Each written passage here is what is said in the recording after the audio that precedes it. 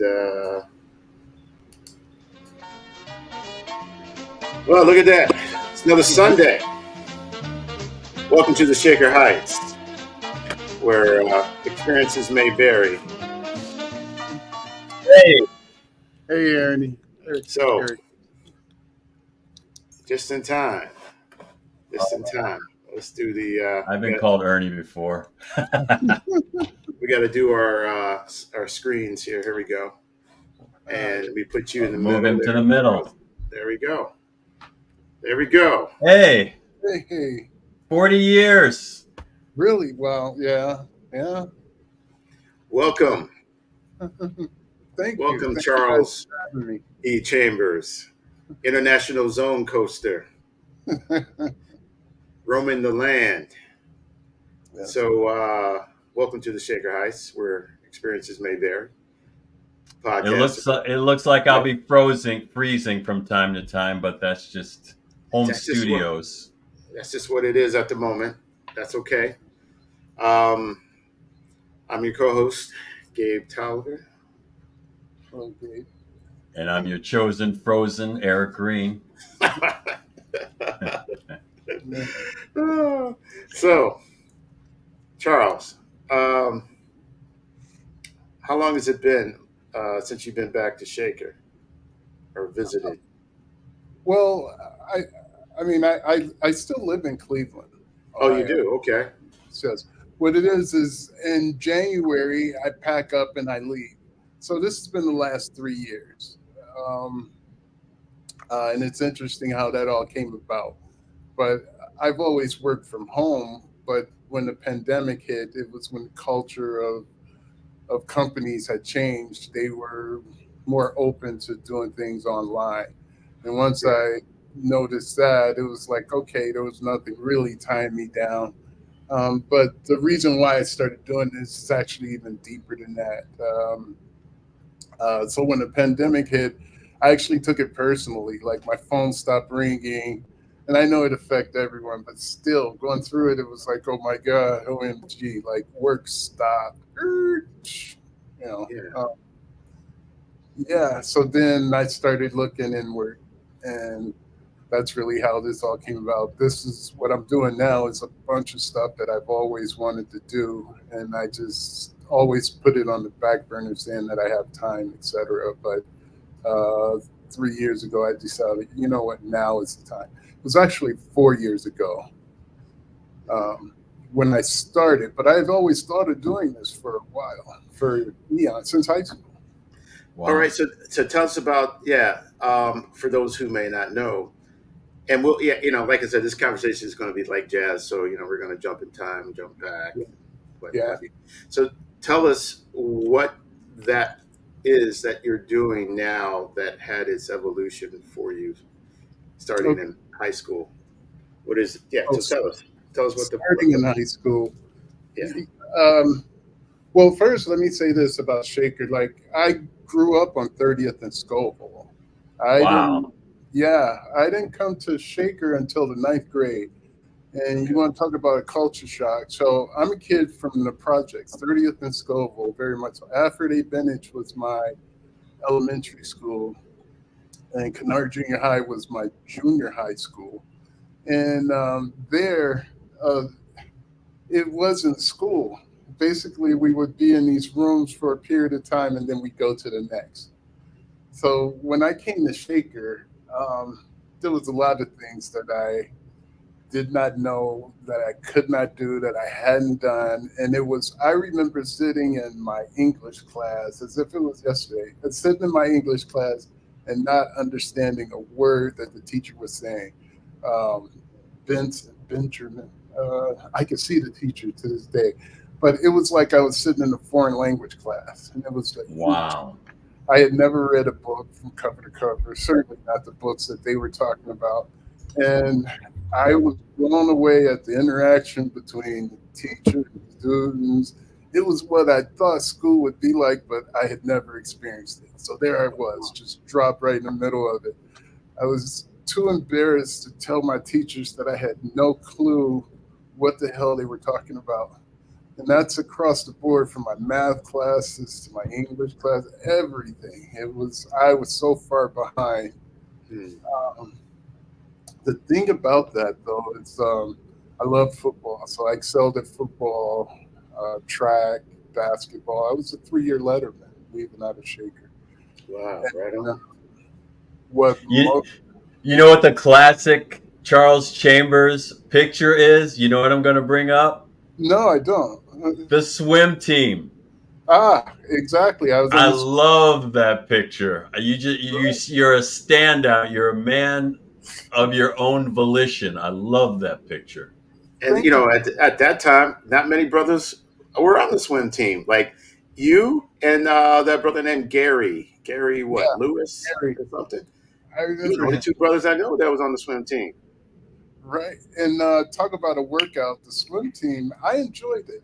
I Yeah. really wanted to play soccer, but it was the same time as the thing I liked about Shaker was all this stuff there, where in contrast to where I was before, and I wanted to do it all. So, yeah, track, I ran a half mile, did the shot put, and the swimming, I forgot about the swimming. Also, I was on Shaker chess team. I was fifth board my senior year. I spent my Okay. year in the Yeah. library. I was cutting my classes to play speed chess all day, every day. Well, I was there because I was a loner and very shy, and Danny Tepper and I used to go to the library at lunchtime because I didn't have any friends, and I didn't play chess, so I just sat there and watched you. I can see it like it was yesterday. Man, that was the shit because the year before we had won we had won the championship. So we had a championship chess team that came back all but one, and but the competition was thick, so it wasn't like they had the room. Oh, Yeah. I had to earn that seat, and being fifth board, loved it. Yeah, man. Wow, man. So how did you go to Byron or Woodbury No, and I went to Woodbury, so my last I started the beginning of Woodbury was my introduction to Shaker. So I was in the and 8th grade in the projects, and then in the 9th grade I was at Woodbury. so when did you feel comfortable? Did you feel comfortable with the socialization part of it and just not the academic, or was that tough Well, sailing in the beginning? actually, what helped me out was the football. So, like, because the football season starts out in the summer, so before classes even started, I'd already had friends. You know, Okay. by the summer season, and so by the time school, and then I was so focused, but it was awkward because it was a whole different language. So down the way, what kids would be talking about after school is like going to the corner store. And up at Shaker, when they're talking about after school, they're talking about what college they're going to. I had never heard talk like that. I hadn't even considered college. My family were not, and so that opened up my eyes. SCTs. I remember all the kids sweating about that. Yeah. Yeah. SCTs, whatever. So then I figured, you know what? I might want to look into that. Um, to start getting prepared for that. So I'm really grateful that I was exposed to that environment. And sometimes I think about, what would have happened had I not gone to Shaker. Mm. You know, what happened was by not wanting to ask the teachers for help, I was determined. So I would take my books home, and I would study all night, and then go in, and I'd work really hard, and I'd get a C. Yeah. And I graduated with a C average, and I think really that's because to maintain my eligibility for athletics, I had to be a C average. Yeah. Yeah. I think if they had told me you got to be an A average, I think I would have worked my ass off to get that A. Hmm. It's just it wasn't a priority. I didn't see the benefit of it, so I did what I had to do to do. Yeah. Yeah. You did the bare minimum to get by and stuff. What were you a two-way player? I played defensive end and offensive tackle. Okay.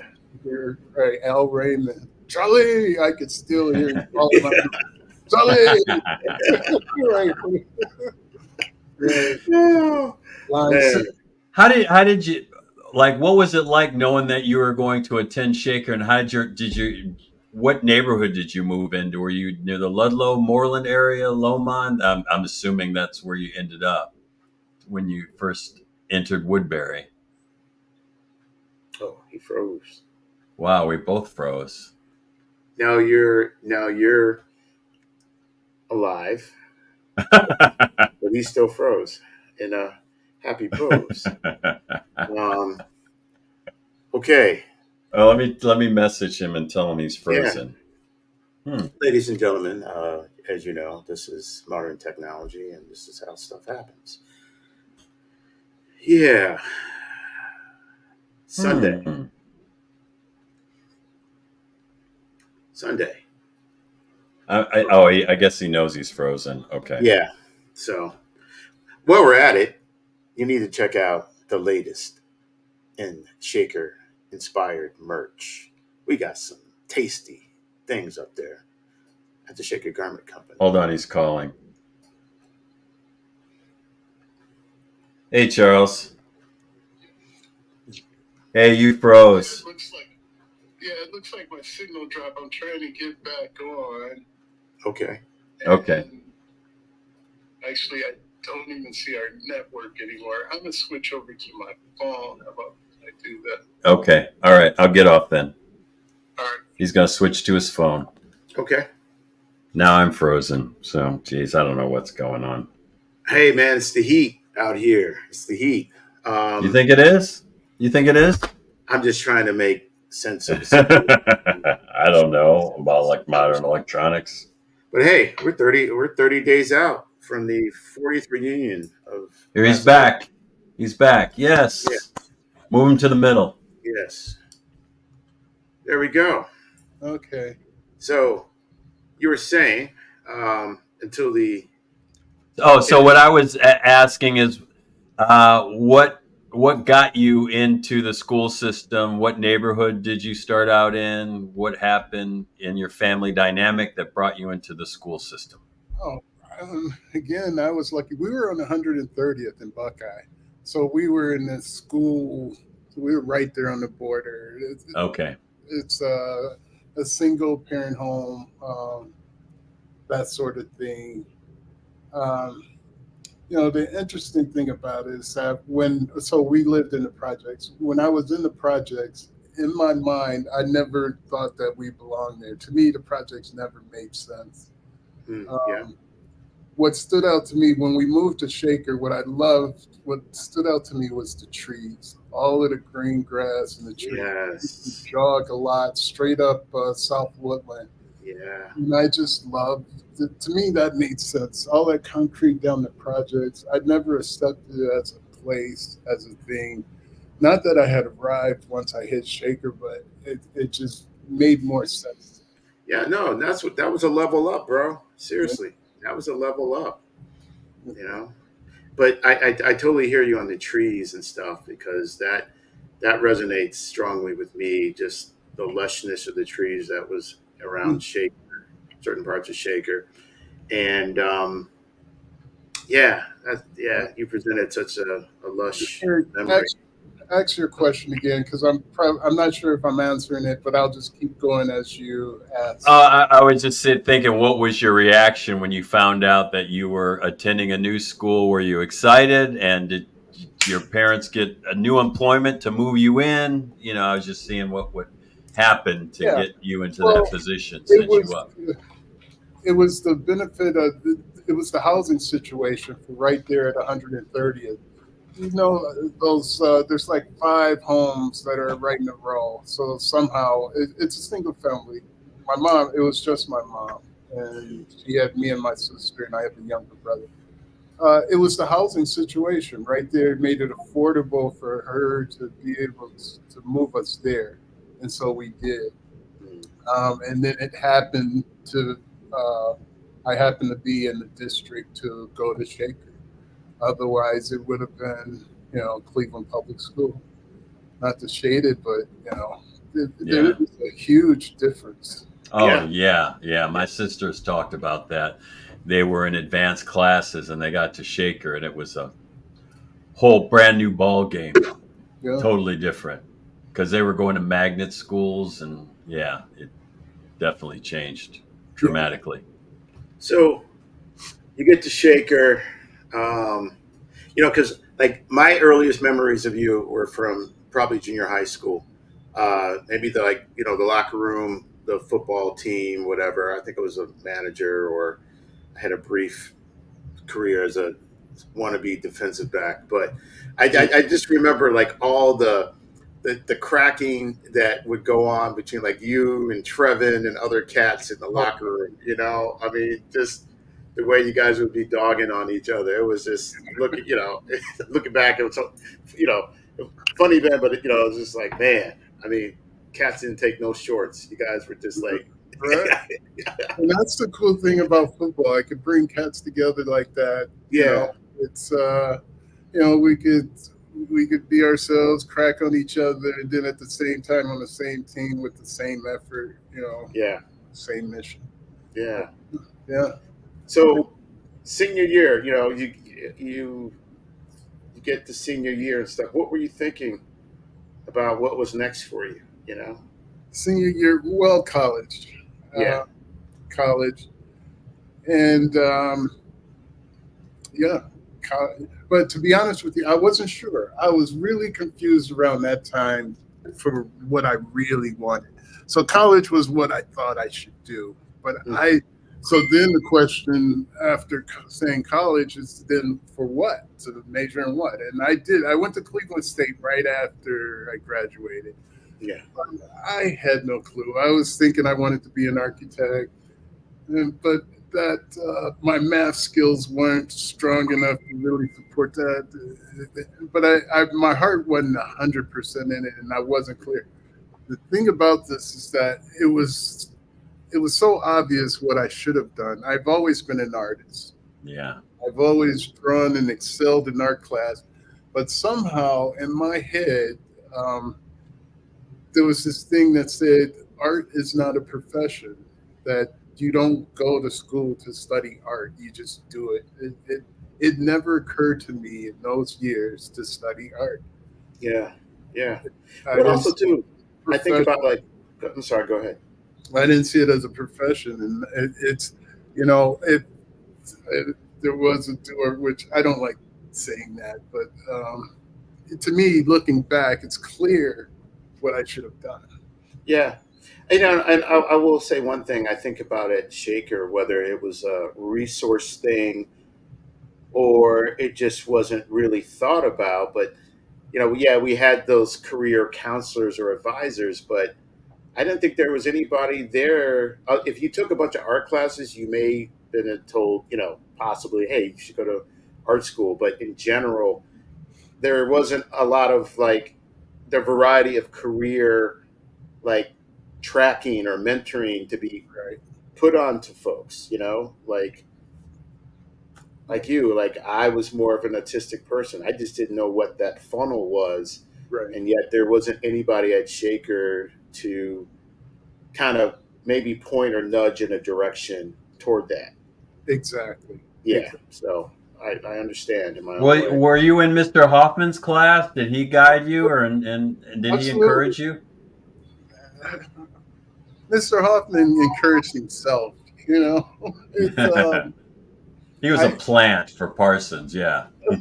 right, right, and yeah, he would speak of Parsons, and he says, well, somehow I didn't really see myself in all that. Even though I was excelling at art, I had won awards in elementary school. I got good grades in Mr. Hoffman's class, and I took to art like it was always my thing. Mm, And so I'm thinking about my career and what I should be, and I'm standing there scratching my head like, "Ooh, I don't know." And it's like I just think that there's something there. I think it's something about the culture that I grew up in, and I admire these kids today that are in high school and young age, they're like, hey, I'm going to art school, etc. All the opportunities are different. It's a different culture. Well, it's a big gamble. In the Yeah. 80s, Yeah. art school was very trendy. And I can count on my hand how many people went to art school and made it through, and then count again, and then see people who actually got jobs, and then who stayed in the industry. So it's like sports. It's really hard to stay, especially if you're in fine arts. That's even another challenge, a bigger challenge. Right. So I sort of I wasn't getting school. I wasn't interested. I sort of bounced around for a year at Cleveland State, and I wasn't doing well because I wasn't. I ended up. So what I decided to do, I realized that school wasn't working for me, but I wanted to do. I felt I should be doing something. Mhm. So then I started looking at the military. That's what I thought. I thought I remembered seeing pictures of you in the military. Go ahead. And thing about it, I used to have this nonviolent conversation. I studied Martin Luther King for a while, and it was like telling my friends, "Oh, I'm going to the Marine Corps." The Marine Corps, I was so impressed with. Well, the Marine Corps had the longest boot camp, and I felt that I was so hard-headed that I needed that extra kick in the butt. I thought that the Marine Corps was going to give me all these things. It's like, yes, I 16 want weeks. that. I thought it was going to give me this discipline and all of these virtues, etc. And at the end of the day, the Marine Corps don't give you shit. You either got it beside you or you don't. I sent my mom this long letter, and I was mentioning this, saying I thought they were going to, and I thanked her for instilling all that in me before I even got there. Basically, Yeah. they just present a situation where you can use those virtues. Yeah. The tools. Yeah. And that's it. It really came from before I even got there. But yeah, 4 years in the Marine Corps, I loosely toyed with the idea of standing there for 30 years, retiring, and then starting a whole nother career. But the Marine Corps, the military, and I want to say this for the record, is no place for anybody. If you can't Wow. avoid it, right, don't do it. Yeah. What do you say to that, Gabe? Gabe's Well- a veteran as well. So I took a detour at 41 in the mid 2000s and joined the Army, and I was I was an Army video journalist. I only did one enlistment, deployed to Afghanistan. Wow. Yeah, and from what I saw, it's like I will say I wouldn't discourage anyone per se, but I would have a conversation about how to navigate that system that is the Department of Defense and the military. Because if you don't have a certain, I don't know, idea or compass about how to navigate, that shit will eat you up, spit you out. And that's just, I think about all the branches, and there's like a caste system with the branches. I Yeah. feel so. It really depends on a person's MOS, and what their unit is like, because that's your family for a particular period of time. Your family could be good, or they could be a bunch of dipshits, and then so. But there needs to be a better education about making that commitment. I feel, and just in general, I feel I've always said this on the show several times. I'm trying to make it stick in the ether. If I was dictator of the U.S., I would have mandatory national service, but not limited to military, because I believe everybody should serve something bigger than themselves, whether it's environmental, infrastructure, or whatever. Yeah, of course, the military, but you have to serve. Right, I Because- agree with you there. Yeah. Gabe. Yeah. Some So sort of rites of passage instead Yeah. of you know, you're, um, yeah, I think our country definitely could use something like that. Not limited to the military, but something. Yeah, yeah. But props to you, man, doing the Marines. Just like that saying, "The few, the proud." I mean, did you do Paris Island or did you do San Paris Diego? Island. Paris Yeah, Island. see, yeah, you did the real Marines. Right, You weren't one of them Hollywood Marines out there, right, San right, Diego or 29 Palms. So right. Paris Island. Yeah, yeah, man, sand fleas and everything. exactly. And they intentionally did mess with you. Like we had for final drill, they dressed you by. Long story short, they didn't tell us to put on bug repellent, so we did, and then we're out there on the parade deck, and sand fleas are crawling all over. You can hear guys, grown men whimpering. Yeah, yeah, yeah. Back then I thought it was a mistake, but looking back, I think they deliberately did that shit Oh, they did. like that. Yeah, I mean, like I know, like in the Army, like for example, like at the DFAC, especially at basic training. There'd be times, you'd be out there drilling, learning. You go to the DFAC, you were waiting in line, you about to sit down, two bites of food, all of a sudden, get up, you're done. Exactly. Back out to formation. You're just like, you ain't eating to the next day. Yeah. Yeah, I mean, yeah, all those things that just get you resilient to situations that pop up. Right. Right. So So yeah. did it allow you to do a lot of soul searching? I mean, were you creating a plan when you realized that this wasn't the thing for you? What was going through your mind? It seems like a prison that you're in. So what sort of thing were you thinking about while you were there? Okay, I had a plan going in. So the long track was the 30 years and be done, and then but the short track was the one that I was leaning, that I thought that I was on, and that was I was going to make good use of my 4 years there. The idea was to walk away after 4 year with at least my associate. So Yeah. take my time, go to school. The time on active duty, education wouldn't have cost me anything. Right. And so I'm a planner. I always go into a situation with it. But the thing is, in the environment inside I can speak for the Marine Corps. Yeah. It's not, it doesn't foster personal growth or it's all about living today. And so I think that's when I started fully embracing alcohol and partying. So I had a disposable income. Didn't have to worry about shelter, transportation, or anything. And money was coming. So you got a bunch of 18-year-olds with nothing else to do. You got a enlistment club. Everywhere you go, there's a whole city built on entertaining you. One of the points about not going into the military is that I believe that the military, there's a lot they could do to sort of turn that, to change that atmosphere, that environment. Yeah, no, real talk.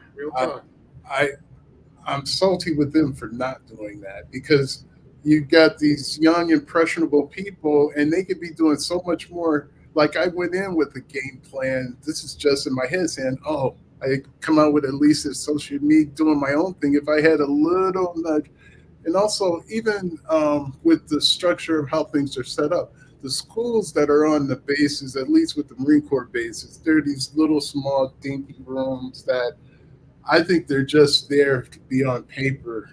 Yeah. For me, what happened was the first 3 years. So I went in with had my before I know it, my first 3 years clicked by like that. Boom, boom, boom. Yeah. It was like I remember, oh my God, I only got a year left. Mhm. Right, 3 years Yeah. like that. And so that last year, I decided, and one of the things that I knew I had to do to achieve my goals was first I stopped drinking. And then I applied myself. I started taking classes. It was too little too late, but the last year while I was in the Marine Corps, I started getting focused. Because what I was afraid of is getting out and just being in the same spot that I was when I went in. Hmm. And, Yeah. which it was pretty close. But also, while I was in, a real important thing happened for me, and that's that I got in trouble several times. And it was this sharp staff sergeant that realized, he was like, hey, they were getting ready to kick me out. And this staff sergeant said, hey, he doesn't need to be kicked out. Look, every time he got in trouble, it was related to alcohol. And so instead of kicking me out, they sent me to rehab. Hmm. And that was the first time that I heard someone tell me, they said, you know, this is the simplest thing. You don't have to drink. And I was like, get the hell out of here. Right. Right. I had never heard that. You don't have to drink. Right. It never occurred to me not to. And I thought everybody did. And so that's what I did. Then when I got in the Marine Corps, it was like, oh, there's a whole culture of drinking. Man. While I It's, was it's in the Marine yeah. Corps, I played rugby. And I thought that game was awesome because a big part of rugby is the drinking afterwards. It's drinking has everything to do with rugby, the songs, anyway. Yeah, so uh, I after high school did a year at Cleveland State. Well, I can't even call it a year. Then I went into the Marine Corps. 4 years, came out. Yeah. So what was your MOS in the Marines? I was an 0131. I was an office pole. So Oh, okay. basically, I was a unit diary clerk. So Okay. first of all, every Marine qualifies as a grunt. Yes. Got them rifleman skills. Yes, Yes. yes. So back then, but all the information for your unit had to be reported to Kansas City online, and that was my introduction to online. They had these huge machines that were mobile. They called them green machines. These things, these things were about the size of this. I don't know Okay. if it gives you a scale. Yeah, yeah, I Yeah. see. Oh, your typical luggage, and they were heavy. They were awkward. And my cell phone, this cell phone, is more powerful than that thing. Right. Size, It's and crazy. we had to be able to break that apart. We had to know it inside and out, the hardware and the software, and we had to know how to do report information manually. So what I was an office post. Everything that happens in the Marine Corps has to be reported to Kansas City. When a Marine goes on leave or has a Mhm. child or gets discharged or arrive, all that information, it's all coding. And what I did was research information that would get clogged up in the system. And I loved it. It was a challenging thing. Solving problems was what I Yeah. Yeah. And in early internet and computer introduction to to the technology and stuff. So yeah, that's another thing too. Depending on where you get steered in the branches, it can have that unintended side effect. You learn something that may be useful on the outside. In that way. So yeah.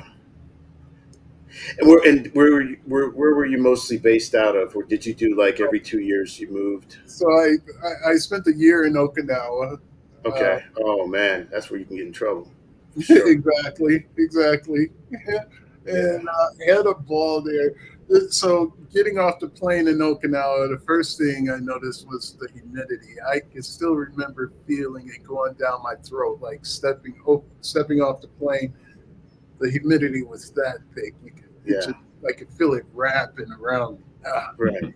And then when I got to the squad bay, and this is what I mean about how the military fosters this environment for.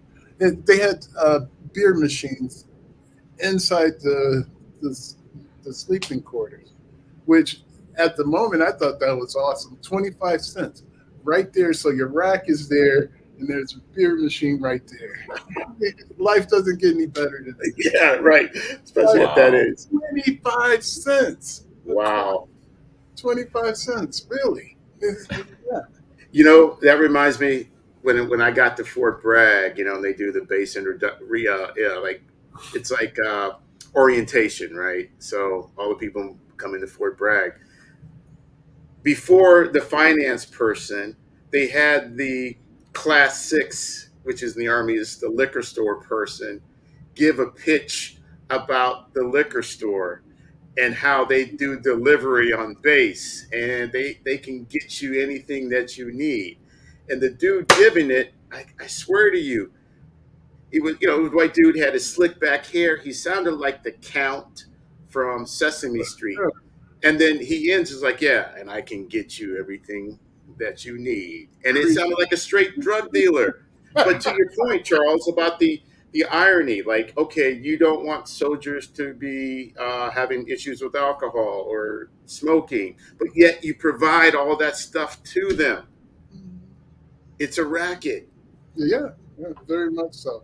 And that's my beef when I said earlier. Yeah. It's all, and like you, to your point is, unless you got your head straight and what you want to achieve, right?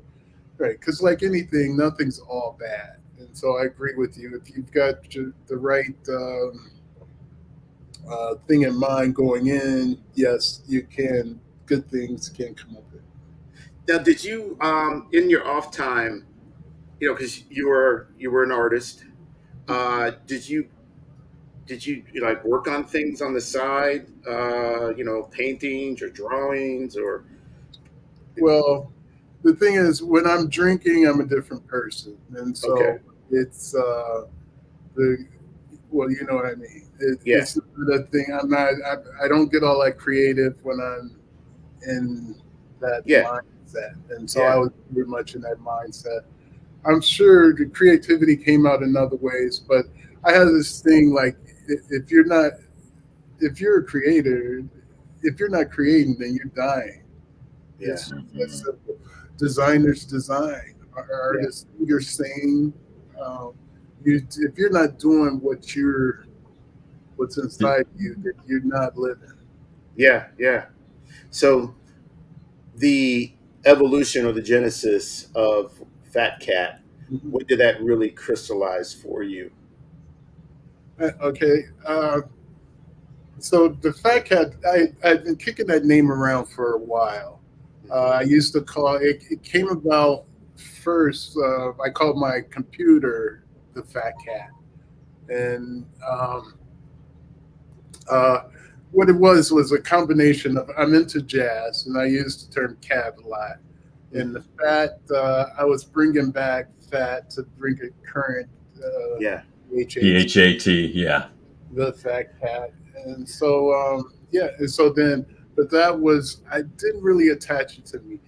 I'm this guy that I never like to be out in front. Like me, I don't even like doing shows like this. I pride myself in being the Fat Cat in the back. Like Yeah. Yeah. Yeah. In the shadows. exactly. Yeah. Yeah. And that was good enough for me to have my fingerprints on it, but for no one, I didn't want to. So to answer your question, and then I'm gonna answer it in the sideways kind Yeah. of. Yeah. Well, however, this is a jazz conversation, bro. So yeah. Excellent. So what happened was in 2020, I got sober, and I just didn't decide to get sober. I was really sick. I had chronic migraines. I was literally, I could feel death all up in me and on me. I was gripped by alcohol, period. I was smoking some weed. I was drinking heavily. I'm 59. I just had a birthday. I just turned 59. And I Oh, felt happy birthday! What day? Yeah, that was yesterday, or was it today? June 20th.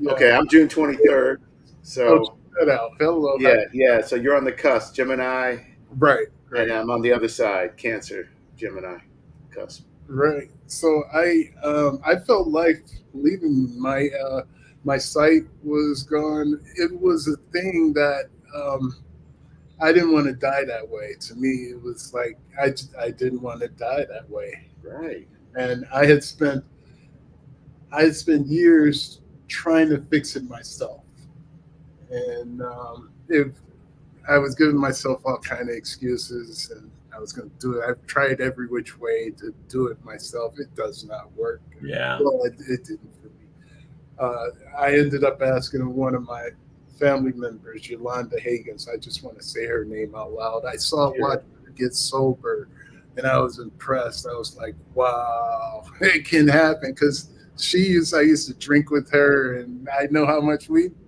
got down, and she Right. did. And I asked her to help me, and I wasn't looking back. And Right so on, man. once I got sober, then it became a thing of, well, I had a choice to live. It became a thing of, well, how you gonna live?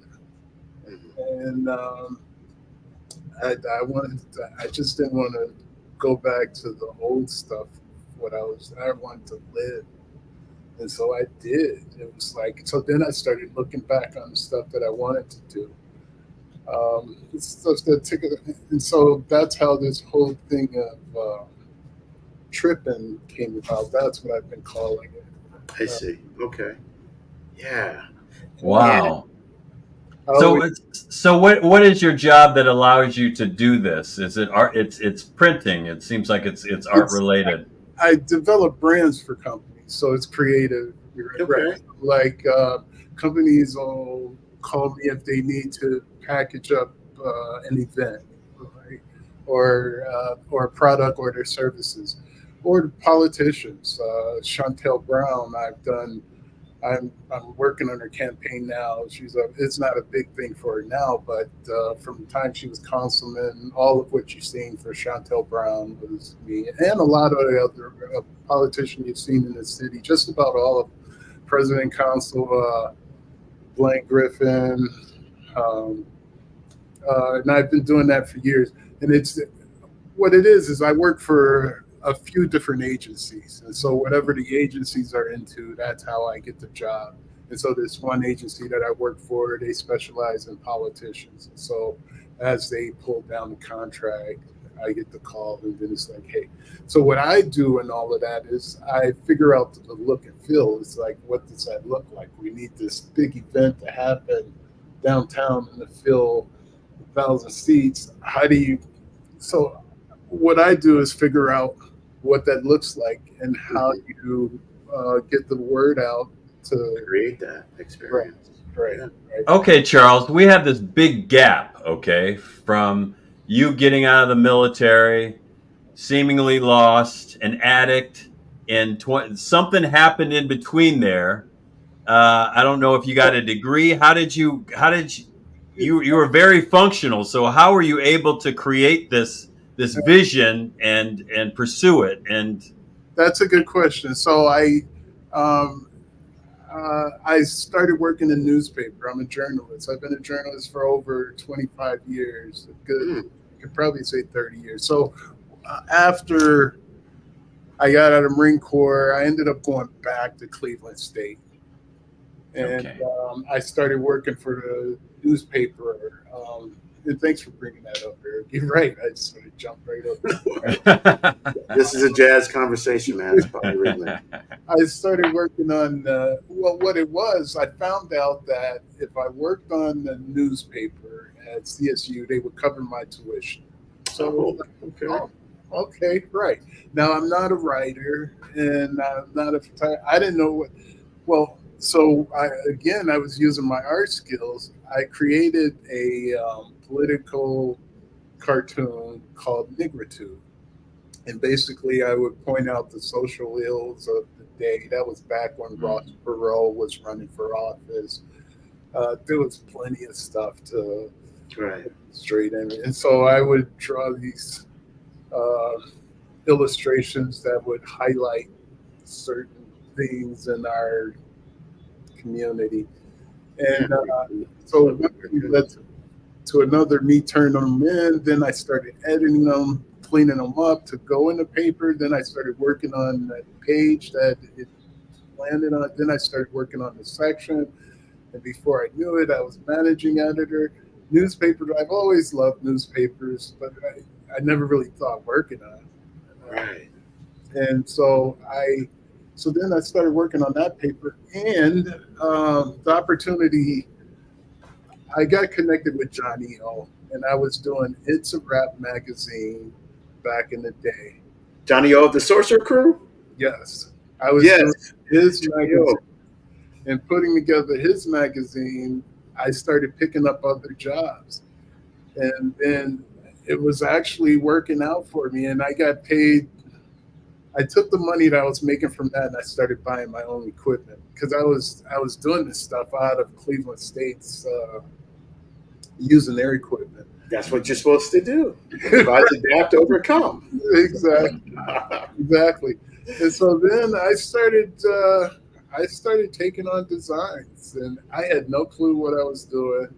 I think back then to what, but I would work my ass off doing it, and I had no sense of how much time I should spend and how much work I should do and pricing. No sense of that. Like now, the internet, you can Google all this stuff. Yeah. Back then, so I was charging very little, and I was doing a hell of a lot of work. Yeah, they were getting over. They were getting over. And was all this work, was that your main source, or did you have another job? Well, there was always another hustle, but that I always held that. I always had, for a while, I sold cars. I was a car seller because I heard that they give you the car. Oh, I started out Man Talk, so I was at Man Talk. Yeah, It's a we're trying to different remember service. that. Yeah. That's a shirt. That's a T-shirt. Yep, we got to get that. Yeah. And then because I wanted a discount off of clothes, Chuck Abner, and then so I built up my wardrobe, and then I heard that the cats that worked at the dealership, they give you a car. I needed a car. So I was like, I could sell cars. Yeah. The wardrobe and the cars, and then I was doing the club scene back then, and I was having a ball. Right. Yeah. Style and profiling. Right. And then again, some stuff happened, and I decided I was going to get serious and get my life back. And that's when, Blot Shields had closed down. I was working. Blot Shields. I remember Oh, that's Blot a name. Shields. Oh, man. That was deliberate because that was the only black managed dealership in that area, and that's why I wanted to work there. Is that the one that was off of Chester? Off of Lee. right? Lee. Yeah, Okay. Lee. That one. Okay. By Milverton, and that it turned into a Nissan. Yeah, just right around the corner from the library. Exactly. Right, But okay. before that, it had black management, and I went. Jimmy Humphrey ran that, and so I was there. Right. And then when they closed down, that's when I said, okay, I'm gonna get serious, tighten up my thing. I think I went to treatment, to rehab, drinking, and I went back to Cleveland State. I had an apartment. I was getting my life together. I was turning it around. Yeah. It's just reflective of resiliency in many chapters. And one should have many chapters in their life. And, and those chapters obviously run the gamut. But, Right. I mean, just in terms of your craft, this constant timeline of its elevation, you're doing all these different things. And, as a designer there, especially there in Cleveland and stuff, and Right. So thriving in Cleveland. absolutely. So I worked for just about every publication, black-owned publication in Cleveland, and my second son was born. His mom lived in Akron, and so we were gonna get a house in Akron. She didn't like the idea of me having my business, so took on a job at the Akron Beacon Journal. I put in an application. I didn't think they would hire me because I had my own business of doing. I didn't think I didn't finish my degree. Yeah. And the only credentials I had was my own business, which I didn't think that I was proud of what I did because I did everything. I understood Hmm. the whole process. I understood printing, etc. But anyway, I didn't think that I put in the application just to appease her, to keep her from me. But I wanted to continue with my own business. Anyway, the Beacon Journal ended up hiring me. Yeah, so I was there. I started out in advertising, and in the first 5 years, I worked my way up to editorial. So I spent Right on. 5 years on the news desk as an assistant news editor. So I was putting together the Sunday and Monday business section in their entertainment magazine. And the thing about that, the business section, that's the most complicated section of the newspaper. So when you pull apart a newspaper, you got these sections: the sports section and Right. entertainment. Right. So the sports section is putting that together. You got everybody loves these teams that you're talking about, and you got these colorful photos that you're working with. It's like, cats win, you know, designing those covers for excitement is doesn't really take much, championship, Browns, everybody's favorite player that everybody's familiar with. So Yeah. contrast to that is a business section where you got to make uh, these subjects that no one cares about, or you got to make what's Yeah. intangible sexy, and there's no artwork to work with. And I love that challenge, and that's what I did week in, week out. Charles, you just proved your theory wrong. You What? talked, well, you proved your initial theory to be right, because at first you thought, well, I thought that art school wasn't something that you went to school for. Yeah. You just proved you were correct initially. You achieved everything on your own, taught yourself all of that under adverse conditions, Yeah. and just being in the trenches. Maybe that's your Marine training, teaching you how to figure your way out of the foxhole, and battling an addiction. That is just, I mean, your intellect has got to be amazingly high for you to be enabled to do that. And then just to have the wherewithal and the confidence to do that. I applaud you. Well, Yes. thank you. Yeah. 100% on that, bro. Nice to hear. Yeah. Right. Yeah. Resiliency and renewal in spades, as they say. Yeah. I remember, and I don't know if you remember this. This was one summer. We didn't hang out, but somehow me and you and one of your friends ended up at Shaker Square at the Rapid Stop at the diner, and we sat there. I don't know if were out in a club, and we just sat and talked, philosophically. And do you remember that? No, but I spent a lot of time at that shack on the track just chopping it up. I love that area. Yeah. That'd be a good place to do a short film of, to your point, Eric, just folks sitting around talking it up. Like, makes me think of Jim Jarmusch's movie Coffee and Cigarettes. These random vignettes of interesting conversations with folks are having at a yeah, at like a lounge or something like that. Waxing poetic. That'd be a good title. I don't understand how there are so many. Is Shaker Heights like France? Is it on the? On the left bank. Yeah, Of the- exactly. of the Seine. How are there so many artists coming out? I mean, I found out later on, but it seems like everyone has their hand in it, and they find their way back to it one way or another. And we're not doing this purposefully. We're not going out and finding artists, musicians, and so forth and so on. It's just happening easy, and there's still no explanation. Jim Moss tried to explain, because there are so many programs that allowed us that opportunity, but there's more to it than that. It's got to Yeah. be. Yeah, I mean, it was definitely a magnet for theater, the musicianship, and yeah, the design. I mean, just so layered and rich. Something to be said about that. How were Shaker. how were your siblings and first of all, I wonder who you hung out with when you're at Shaker. And then as you're going through this, how are your siblings and your family members and your handling your struggle with alcohol? Were they helping you, or were you too standoffish? How was that working out? How was that handled? It's well, who I hung out with.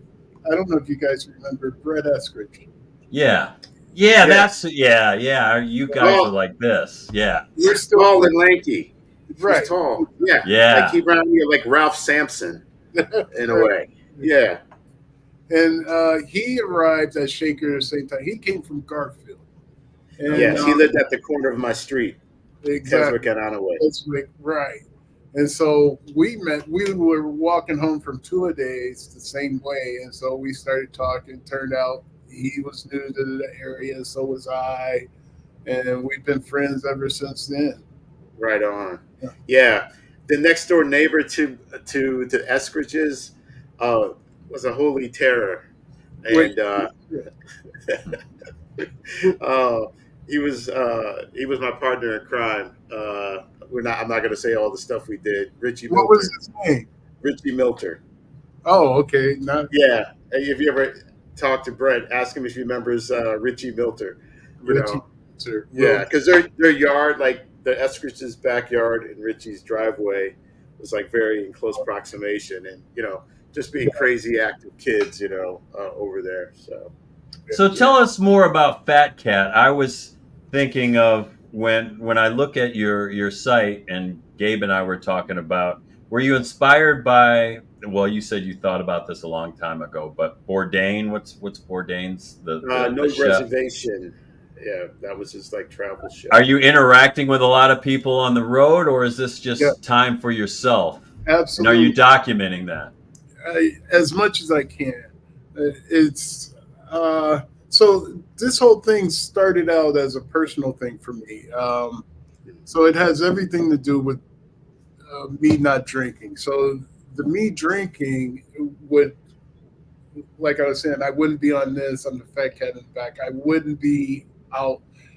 I worked from home for eons, and I didn't have to leave my house. The alcohol came to my house. The weed came to my house. The food, I had a guy that prepped my meals. He would drop them off. I didn't leave my house. I would sit there in front of a computer.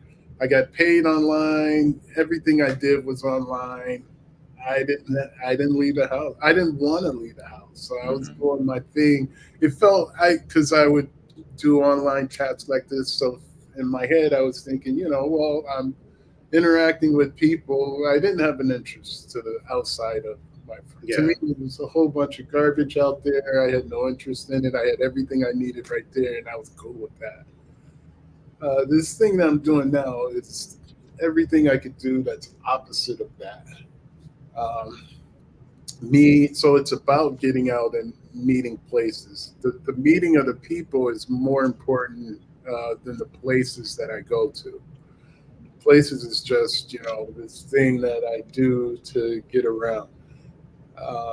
It's off-roading in the Jeep. It's challenges that I put in front of myself to so once I decided to live, it was like I like off-roading. I have a Jeep. I wanted a Jeep. My goal with that is I'm headed to Alaska. So next year I turned 60. My 60th birthday, I'm going to do this long bike ride for my 60th birthday. But after that, it's a trip to Alaska. It's going to be a year-long thing in my Jeep. The thing is that what I like about it is the independence of it. What I'm doing is I'm an overlander, O-V-E-R, lander, overlander. In other words, I carry everything that I need inside my Jeep, and I travel overland. Yeah.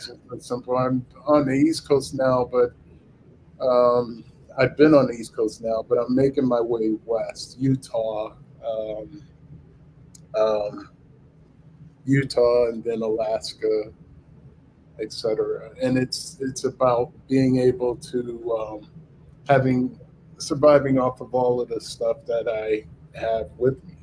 I can, So I take it. Are you single? yes. Okay. Yeah, I was You wondering where remind you're. me of a frontiersman of the days of old. Well, You're the reverend well, of the also local what this is doing, like I believe that a lot of who I think I am is because of my addiction, my drinking. I think, for example, like I would tell you, well, I'm not an early person, but that could have been because I was drinking a lot at the night before and just hung over the next day. Or I would tell you, well, I don't eat sweets. Well, that could be because the alcohol, the sugar and alcohol doesn't give me the appetite for sweet. So what I'm doing is I, I'm trying to erase the slate in my head and say, well, take a look at, let's take a let's clear the lenses of who you think you are, because I think that leads my behavior. And so what I'm doing is clearing the lens and looking at myself through a fresh pair of eyes and sort of seeing, are you that way? Is that true about you? Is it not? And by traveling is how I figured I would get that done. I didn't want to be in the same place doing the same thing. I think it'll make itself more obvious who this guy is. I didn't want to make any more assumptions, like not going with that obvious choice of pursuing an art career. You know, and I took a closer look at who I was, where my heart was. So that's what I'm doing now. I'm not going to make those mistakes. So I'm taking a closer look at who this cat is. yeah. You are fascinating as hell. So in 2020, I call it. I've coined this phrase for myself: solitary refinement. That's when I got divorced and became braver than I ever became. So it seems like the point where you decided to get better and feel better is what was it the circumstances, the environmental things, the politics? What was it exactly besides you getting sick? What that it became the turning point, that it became the deciding factor to do something? Right. The deciding factor was that I thought I was going to die. I knew I was going to die if I continued with what I was doing in the direction that I was going. So that one thing that I could point to, one, I don't think there's ever a one single thing. I think it's a combination of dynamic, because our situations are never that simple. It's more of a dynamics of all these things. But Very nuanced. if I had to point to one thing, it was really a decision. It was a decision to live. It was like I was saying somehow in all of that, it was like, you know what, I'm just not going to do it. It was surrendering and acceptance, and it was surrendering to say, I want to live. It was a choice. It really was. Because when I was drinking, it was like I knew the cigarettes was killing. That's the other thing. I used to smoke 2 packs of cigarettes, probably more.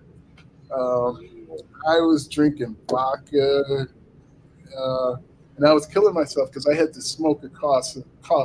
And bless these people that I would be on these Zoom calls, and they could hear they could hear it killing me because I'd start laughing and then I'd get that smoke Yeah. right. Yeah. Right. I know that they was probably like, damn, Yeah. he's a great guy, but he's killing. Why would he? And no one else smoked, and then there was anyway. I mean, a lot of it too, it's self-medicating, Yeah, and oh, for uh, sure. and I feel like everybody has a certain amount of maybe trauma in some Yeah, way, shape, or form to unpack, and so yeah, you gravitate toward those things and to help. Right. So it was a choice. It was saying, uh, I'm not going to do it. Yeah, I'm going to change. And the thing about that, so what it is, so on my website it says Emirates. It's basically leaning into change. It's all about embracing change, and that's yeah, what this whole tripping thing is about. So fears. Driving on the road, I get scared often. I have this thing about bridges. You know, in the Jeep, I can feel the wind blowing, and I swear it feels like it's going to blow it over the top of some of these bridges. Down in Florida, they have these huge. oh yeah, across the causeways. Yeah, I don't mess with them, man. Oh my God! Right. Uh-uh. Or Uh-uh. even driving in the mountains of Yeah. West Virginia and right up there. Nope. So where some of my campsites are like at the top of those mountains, they have these sheer drop offs. And sometimes I'm making it there at nighttime with the fog wrapped around where you can't really even see a foot ahead of you. Right. Yeah. Or even camping out at a campsite where it's like pitch dark, like dark, dark, dark, dark. I don't And know if you ever been out and there. let's not mistake too. You're traveling while black as a Right. I was just going to bring that up. So, what are you finding, with this political climate that we have, and you're interacting with these people all over the place? I mean, are you very aware of where you are? Are you very careful? What are you finding out about people? What pleasant surprises? What disappointments? I throw big questions at in Right. chunks. So, answer as you may, because I just lay back here and wait and just listen and throw stuff at you. So, David Frost. Well, here's the thing. At the end of the day, if I was concerned with danger, I wouldn't even leave the house. I wouldn't even be doing this because, I mean, yeah, that stuff could happen. I the question that I get is, do you carry a firearm? No, I do not carry a firearm. Got a hatchet? I do have a hatchet, Yeah, and I that- do keep There that. you go. And a machete. Machete justice, man. Well, it's actually an axe, and I can't have a utility knife. Yes. But Yeah. it's an axe, and it's really sharp, and I keep it next to me in the Jeep. And when I have a rooftop tent, when I'm in my tent, I have my axe with me. That's But right. what really is different at the campsites, there's this camaraderie of campers that most campers, they're not about all of this crazy stuff. They're it's a environment where everybody, we really, the people that are going out there, especially to the remote sites, it's this understanding we're out there because we don't want to be around people. Right.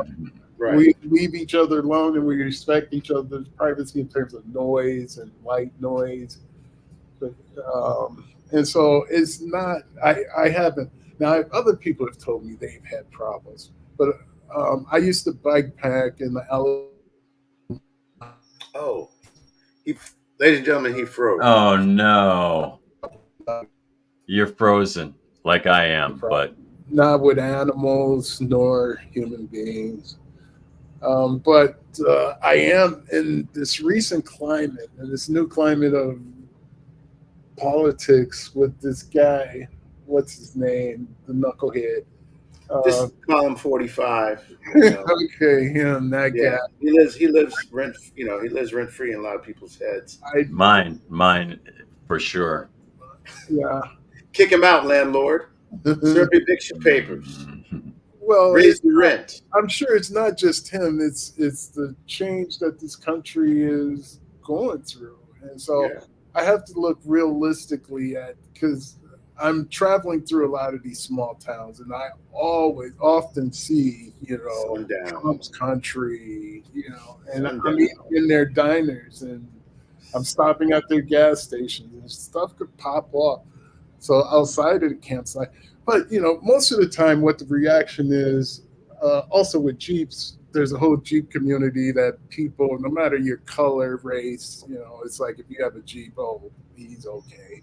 Mm-hmm. So there's some of that, and the same kind of thing. And you are a Marine. You are a former Marine. In the Marine, exactly. comes up in conversation. Right. And I had an Eagle Globe and anchor on the side of my Jeep. Did you guys You see got to. You got to signify, bro. that? I Right. mean, let me digress and jump in that. Yeah, because that is. I also look at it as a reality to navigate when you're driving while black. Oftentimes, in places and spaces, is the patches on your vehicle, Yeah. especially military, Marines, Army. Like I got my, my Afghan, Mm. shit on the back of my Honda Element and stuff because it's a subtle thing to like, okay, if you're feeling the type of way about my melanin, maybe you also might kind of pause on that. Oh, he served, or something of that nature. It's just kind of like I look at it. This, for me, it's almost like having signifiers in a way to potentially deal with things. Yeah. Like, like I had a cop let me off because he saw like my army, Velcros. It was like, oh, okay, and he was like, oh, where'd you serve? You do that. You kind of do that talk back and forth, and it fuses things or it embraces you to that person. Absolutely. Tell us about your this. Is this your second truck? Because I remember seeing a post with your truck on fire. Take us through that. Yeah. So I was halfway. I was in Houston, and that was last year. And uh,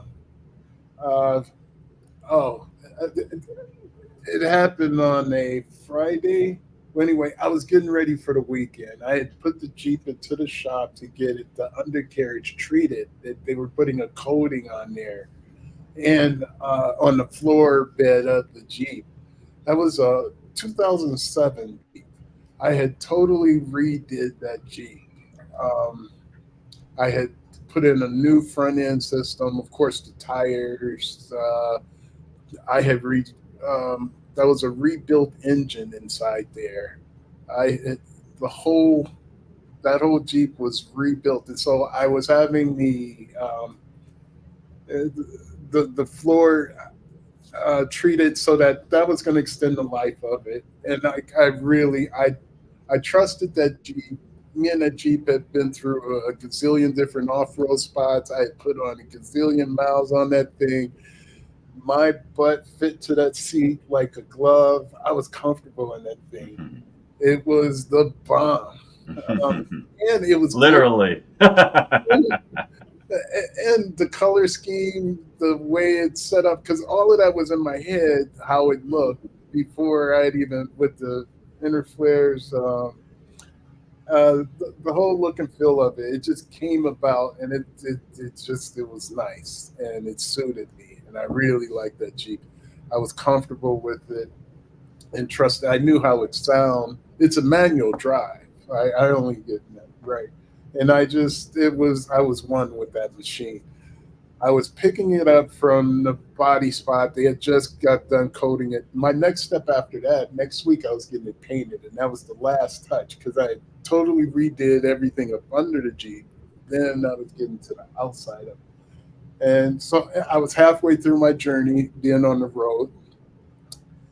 Leaving the body shop, I was headed to the beach that weekend, and I noticed some smoke, and I didn't think it was anything. I figured maybe some of that treatment stuff got on the engine block. I just pulled over for kicks and giggles just to make sure.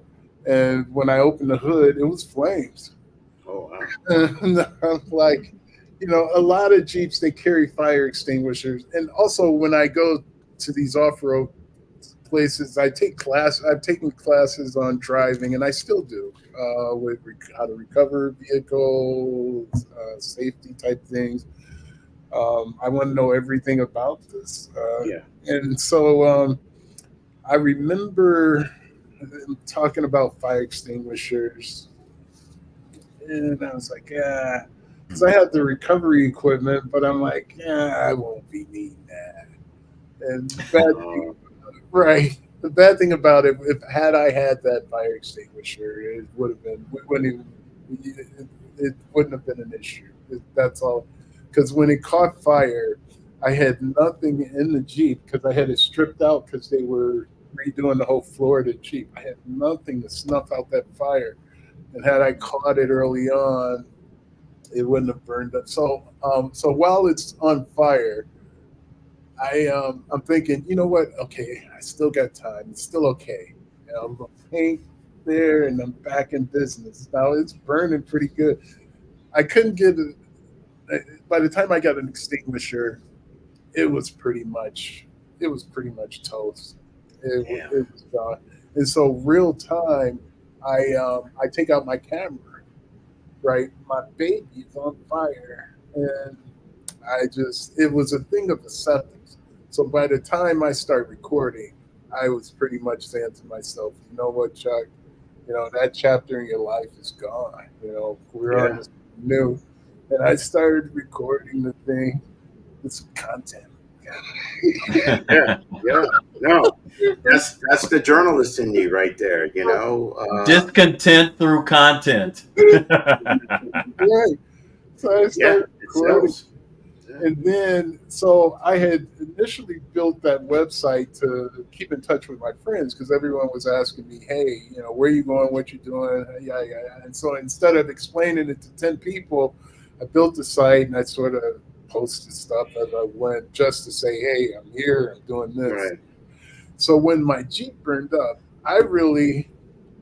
here's the thing, I knew the insurance wasn't going to cover even half of what I had into that Jeep. I had a lot of money in that Jeep, and I knew what it would take to replace it. And I was like, wow, I didn't know where that was going to come from. I did get some money from the insurance, but that was a joke compared to, it wasn't even enough for the tires that I had on the thing. So, but the thing is, with what I practice is all about acceptance and leading into things that are just uncomfortable or fear and facing it. And so it's like, okay, we're gonna. I actually redesigned my logo. I guess that was part of me processing it. I had this one logo with me walking up a hill. So my first logo was of my Jeep. And then it was like, oh, well, your Jeep, forget about it, Chuck. You don't have a Jeep, Chuck. Your Jeep's gone, dude. So then it became, but I'm still this guy that embraces challenges, whatever comes in front of me. Are you a person, a man of faith? I've got to ask you this. Yeah, I would say yes to that, absolutely, of faith. But I think what you're asking me is like, do I practice a traditional religion? Is what I think you're asking me. And I'm just asking from any other realm. I mean, what drives you? What keeps you going? Other than self-preservation and that side of stuff, the understanding that, well, what self-preservation, what keeps me going? That's a good question. I want to live. I want to live. But you're not reading the Bible or involved in any yoga or Buddhism or anything like that. I've read the Bible in the past. My grandmother is she's into Christianity, religion. And so for her, I really tried to get into to be a good Christian. I would call myself a spiritual person.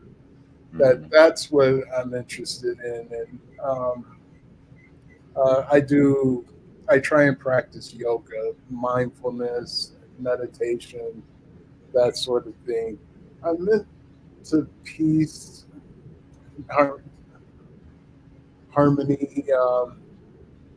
Dogon yoga. Dogon yoga. No, well, I haven't really. This is all me practicing. This is new. So since 2000, me looking for this type of living. Yeah. Is that sort of thing. And so the more that I look for it, seek it, the more that I'm finding. I'll put it this way: one of my friends went to Peru, and he went on this journey thing with these monks, etc. That's the kind of thing I want to do. Yeah. Yeah. Well, yeah, that's about the journey to self, Right. to Exactly. full authenticity of oneself. There it is. Yes. Yeah. You So know, I don't know if that answers your question, but that So what happens after you reach Alaska? For those of us keeping score at home, I've got my pen here. I'm taking notes. How long have you been on this trek? How many months out of the year are you not in Shaker Heights? right now it's 6 months. So I leave in January and I make my way back in June. Okay. This year I left in February, and so I'm coming back in July, the end of June. So, and actually, right now I'm in. I just pulled into St. Louis, and because it's my birthday, I got off the road and I've been staying in the city. I was in Memphis for 2 days on my. I arrived there on my birthday, June 20th. Hung out there, right? Memphis. I had never been to Memphis. Wasn't sure what to expect. hot chicken. Did you go to the Civil Hot Rights chicken. Museum? Did you go to Yeah. the Civil Rights Museum? Yes. Now that That's was awesome. incredible. Yeah. That was totally awesome. Yes, went there. Bill Street was unimpressed. Now here's Yeah, the thing: wasn't I don't impressed either. particularly like cities. I don't care for them. I don't like the touristy thing. And it was like pulling teeth, asking some of the local people. I was looking for something authentic to Memphis, like going there, I wanted to hear the blues that came out of there. I wanted to eat some real food that came from there. And it was a struggle to get information about where to go with that. That's all. Yo, they need a new, a reimagined Green Book. I was going to ask him if he was writing a green book, but he He should doesn't write seem a to be green having a book. problem. Yeah. Yeah. Um, You know, the next best thing is Instagram searching, but that's also like a generational thing too. You know, because you could have people from Memphis talking about all the spots, but that's probably possibly geared towards younger people. You yeah. know, but there's a lot of good like foodies on there that Oh, are traversing the country. You know, yes. amplifying local cuisine. But the hot chicken, man. Not chicken. Okay, I'll know next time. I ended up going to the spot called Germantown, Okay. and they had some really good food. It was actually Brett Eskridge. He was the one. He said, "Hey, try Germantown," and I did not regret it. It was really great. It was outside Yeah. the city, and then so this morning I went camping after that. Um, now the camping, see here, I want to camp more on the West Coast because here now the campsites are crowded because it's summertime. KOA. Do you mess with KOA? Campsites of America? Well, I use Dirt, and so they have campsites of every. Okay. It's an app where it points to all of the campsites, but I usually camp in the remote areas away from people. Bear spray, man. You got bear You- spray? Bear Yeah. spray? Do you? Actually, well, see over here, it's not that. I've yet to run into. Charles, let's not make this famous last words, okay? Yeah, remember All the right? fire extinguisher, man. Yeah, Remember that. seriously. Now Get- when I go to Alaska, yes, that's gonna be. But still, there's still Yogi Bear They are and Boo Boo out those here. animals out there, right? So Right. just have some bear spray, man. Seriously. Yes, sir. I will. How many Yeah. states have you covered? How many? What's your goal here? What happens after you've hit all 50? Well, What happens then? Also, Reset? okay, so this is a good question. So, like, what happened once my Jeep burned up? I started thinking in terms of monetizing what I'm doing, or really what I'm in my head. I want to create this income. I want to leave brand building behind and really do this 24/7 is what Build I'm your own brand. Yes, exactly. exactly. And so with that, basically, I would be a guide that I would take people out to give them a taste of these adventures. There's a lot of people that follow me that I think there's two different groups. There's a group that no way in hell they'll go out there and do the stuff, but they like seeing the stuff. Hmm. It's like, you know, and then there's another group that not that they want to do what I'm doing, but they want to taste it, a little taste of it. So what I'm envisioning is some sort of well, right, to that degree is where I put together this thing of because I think people are bored with the regular way of traveling and just doing the regular thing. That this would be offering them something different Hey to man, you're in a experience. great position to be a brand ambassador for all For the camp Jeep gear and and for Jeep Jeep. especially. Like you should put together a presentation video for Jeep of all Well, of your travels and what you could do for them. You know, like connect thank with you, other Jeep owners. thank you for saying that. So that's what I'm doing. What happened? So I am polishing up my act, and I do plan on approaching these guys because I would love a sponsor because then I'd really be able to do what Yeah, I do with yeah, vigor. yeah. Because all this is coming out of my pocket, and also I'm working as I'm going, and Yeah. that's a big part of it. So sometimes that dictate what happens. Like, well, I'm here in St. Louis just because I just went Barbecue. it's my birthday and I just decided to get off the road.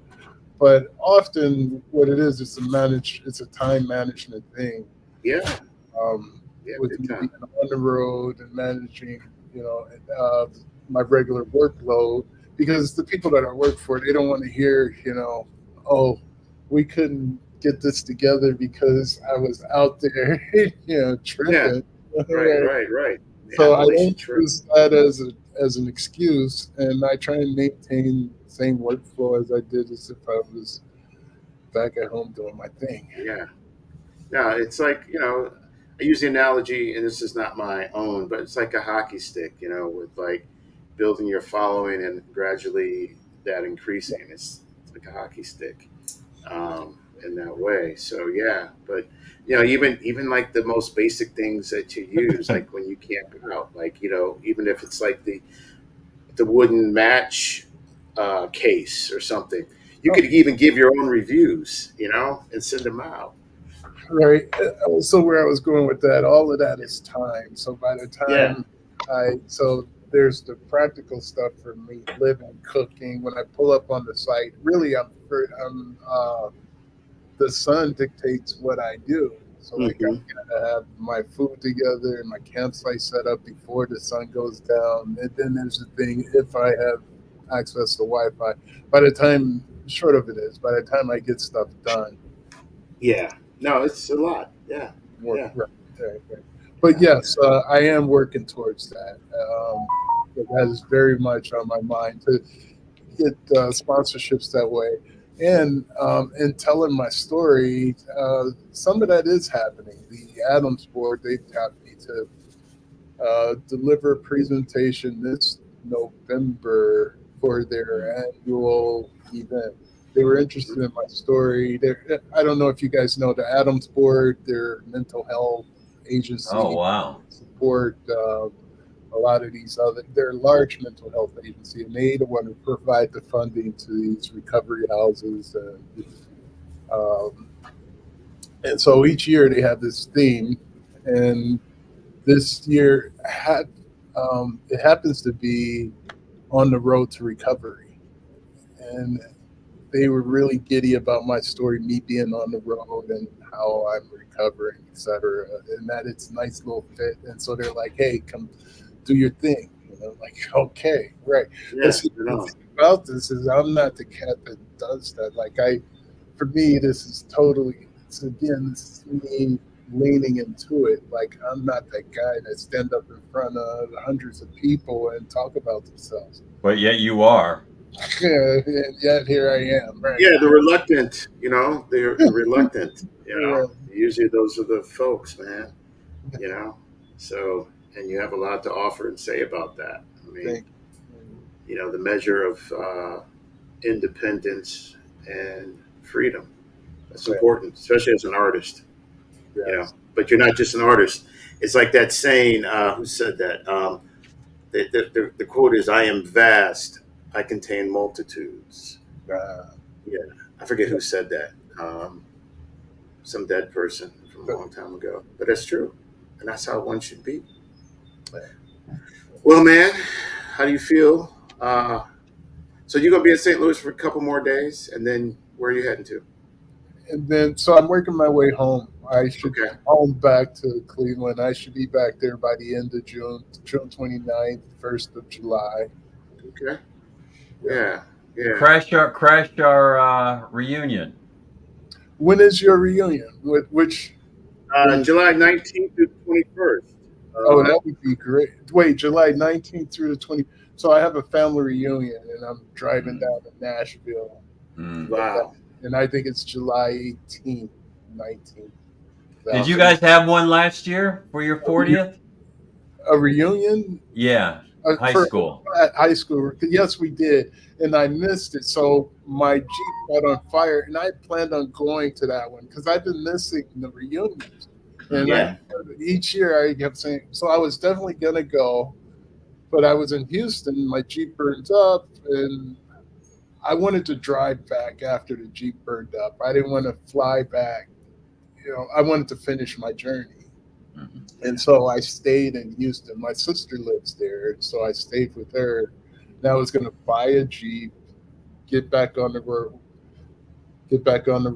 and roll back into Cleveland. Well, it didn't happen. After I ended up flying back anyway, and that's actually where I found this Jeep. Oh, so that was the other thing. And so now I have a Gladiator, and I ended up finding that up north. It's hard to find a manual drive Jeep. They just don't make them anymore, and I don't want to drive anything else. I don't want to do an automatic. And this one also, I wanted a soft top, so it had to be a manual drive. It had to be a stick. I didn't intend on getting a Gladiator. It just ended up being that way. But it helped me out because now I have space where I didn't in Wrangler. So Yeah. this is therapy. This is going to This is a go on blessing in forever. disguise, Yeah. like Right. In Yeah, some yeah. fashion or another. It may not be with the Jeep, but it may be on the bike. It may be, but it'll be me pushing myself, not just it's just like when Adam Ford say, "Hey, could you?" And the old me, I have this motto. Basically, it's never pass up the opportunity to do the right thing. So the old me would have found some sort of excuse not to. Yeah. Just like with you guys, you saying, "Hey, would you come on our show?" It's I just don't have the time. I'm out in these woods. I don't have broadband. Some sort of excuse, or I wouldn't have. I wouldn't have. But now it's really inside. What I want to say is not being a coward, but I don't want to use that word. Being shy. You're being shy. That's So, all. Well, but you that- want to live. You're that- living. This is living. You are living. Yeah. There you go, Kyle. Right. But not Shy. living as a coward, right? Standing up, standing in it, and, Yeah, and yeah, showing up and owning that moment unapologetically. And that's Or I use it metaphor, grab the mic like you're on Soul Train. there you go. Right, Right. exactly. To Yeah. live with some gumption, with some oomph, as opposed to just going through the day. Yeah. Yeah. So that's whatever it is, and I try and keep an open mind to what that is for me. Yeah, bro. Right on. So All right, so- Charles, you're probably going to say. So No, what go ahead. we're at this time in the show, where are we? We're like past We're an an hour and a half in. Yeah. So we usually present this. So who would you like to see on? Assuming that you watch our show, who would you think would be inspiring, or who else do you think that we should bring on our show? There's a ton of cats out here, especially a cat Trent Thomas. He's doing it big. Scott Ferguson over there Okay. with Disney. Everett Gardner, real estate. Doing it. I've done named most of these football players. Right. Yeah. But Yeah. like you were saying earlier, it's like a lot of people in our class, they're gone on to do some awesome stuff. You got plenty to work with. Oh yeah. We say that because we want more ideas, and we also want you to be an agent for us as well. I agree with that. Sure. Quarter- So now I'll definitely look up your show for sure. I didn't know where to find it. That was the thing. Oh, And how did you guys get my name? How did? I've been watching you. I've been following you on Facebook. I'm a lurker. Okay. So I always have my yearbooks and wondering where people are, and it's a nice way to slip into people's lives. Facebook started that for me. Well, this is slick. What you guys got going? I like the way you're doing it. thank you. I appreciate it. Yeah, I mean, this really came very organically, inspired by a book called Dreamtown and the Quest for Racial Equality. Was that the title, proper title? Yeah. Are you familiar with the book by Laura Meckler, Dreamland? No, I'm not. No. Yeah. Washington Post writer and education, and she grew up in Shaker Heights. Yeah, and she did. talks. Go ahead. You go ahead. No, go ahead. No, you go ahead. So she talks about the history of Shaker Heights and their active participation in writing things in the 60s early on, and with participatory busing and Integration. the Ludlow area integration, and become the North Star for not only the United States, but also the rest of the world was watching us. So we wanted to tell our part of the story. And here's my metaphor: having the Shaker experience, being lab rats of sort. I like to come back to the base camp, which you often do, and discuss what we've learned, what that Shaker experience gave us, and what we're doing with that at this point in time. Yeah. So here we are, another episode of the Shaker Heights. Experiences may vary. Next week, it's been in the making, weeks and months. These legendary ladies of class of 85, known as the Fun Bunch: Betsy Whalen, Catherine Ziegler, Samantha Glickman, Jamie Sandman Hirsch. Now I got some of the names mixed up, and last but not least, Judy Nash, aka Judy Walters. Yeah, I'm calling them by their original names that we know them and love them by back today. Next week's the Fun Bunch, class of 85. And after that, who knows? How long? You can find us here on YouTube live. You can find us on and I usually remix the audio so that it sounds better, and that might be the better choice this week with me being Max Headroom today. So hey, we just go with the flow. Technology. Everything's like a polyrhythmic jazz track. Well, all right, Charles. Be safe. Stay hydrated. One day at a time. Stay inspired. Safe driving and travels on these roadways. May you come back to base camp safe and sound. Re-up, rearm, and go back out. Yeah. And all keep right, being an inspiration for everybody. International Zone Coaster. You're right, man. You have a blessed rest of the Sunday. And you and me eat that St. Louis barbecue. I will try. Pound cake. All that. Touch the arch. Nelly. Hang out with Nelly. Okay. All right. Y'all take care. Thank you for everybody watching Shaker Heights, another episode live or in person at your own risk. And yeah, we're on an ad changeover. We're coming up with some new ads for, the hometown boy, Newman's Own. Yeah, we got some, he does dog products. So we're working on some ads right now featuring Newman's Own with your favorite lovely furry child.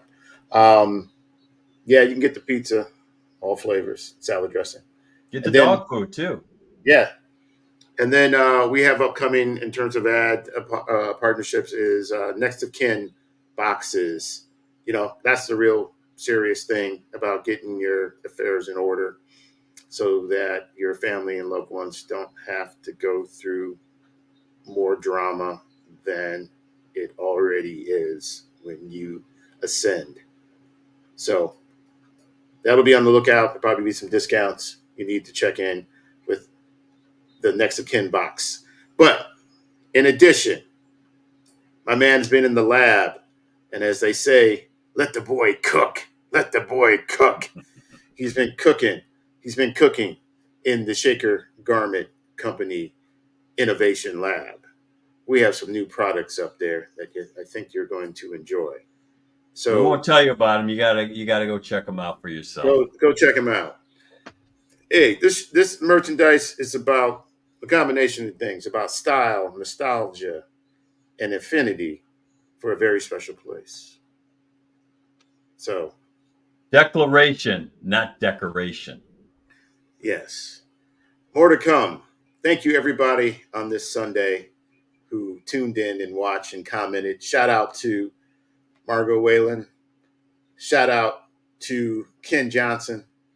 And Shout out to Gabe Tolliver. That's his birthday, which he kept telling me, but I forgot. that's Happy okay. birthday, Gabe. Thank you. Happy born day. Yes, official new year, 58 years around the sun. Grateful for everything, and hopefully more to come until I'm called home to the new country. Anyway, thank you, Eric, for the shout out.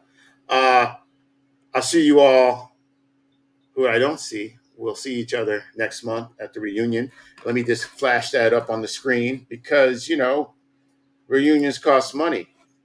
And, we got to get the word out. So, and if you don't know, now you know.